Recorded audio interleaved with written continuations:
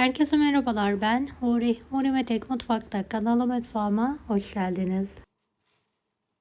Bahçeden topladığım, yıkadığım, doğradığım ıspanaklarım var. Harika bir meze tarifi hazırlamak istiyorum. Evet, kaynayan sıcak suya ıspanaklarımızı azar azar ekleyerek yumuşayana kadar haşlamaya bırakalım.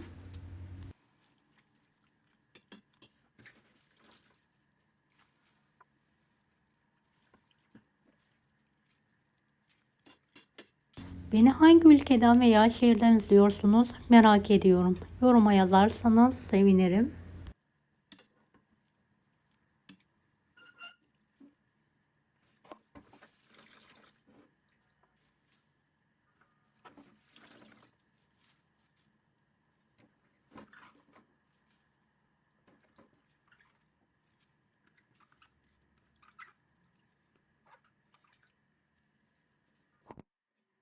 Evet, tüm ıspanaklarımı tencerenin içine aldım. Kapağını kapatarak kök kısımları ve sap kısımları bayağı yumuşayana kadar haşlamaya bırakalım.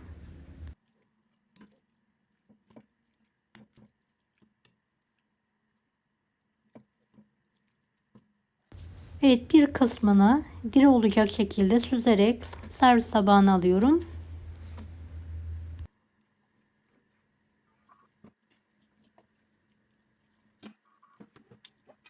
Evet, ıspanağın yarısıyla yumurtalı ıspanak hazırlamak istiyorum. Diğer yarısıyla da meze olarak hazırlıyorum.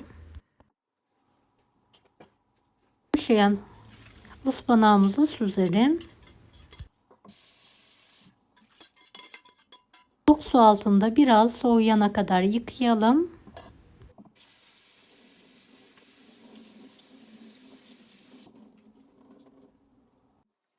Evet, tencereye bir miktar ev yoğurdundan koyuyorum.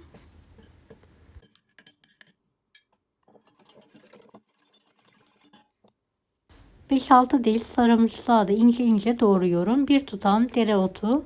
Dereotunuz varsa mutlaka koyun. Ispanağa harika bir aroma katıyor.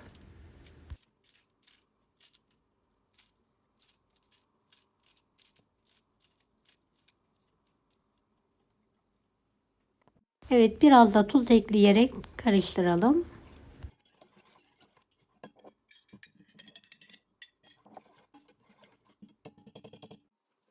Soğuttuğumuz ıspanağın fazla suyunu iyicene sıkarak tencereye alalım.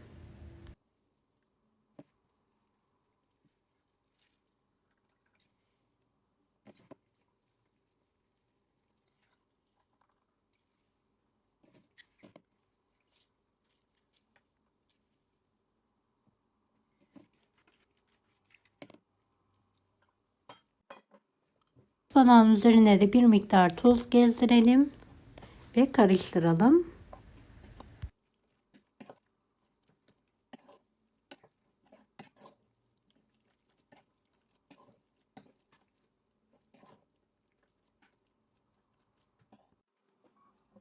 Servis tabağına alalım.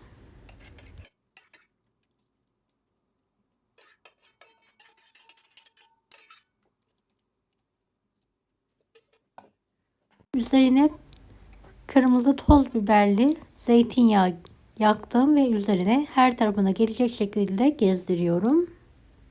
Ana yemeklerin yanında meze olarak hazırlayabilirsiniz.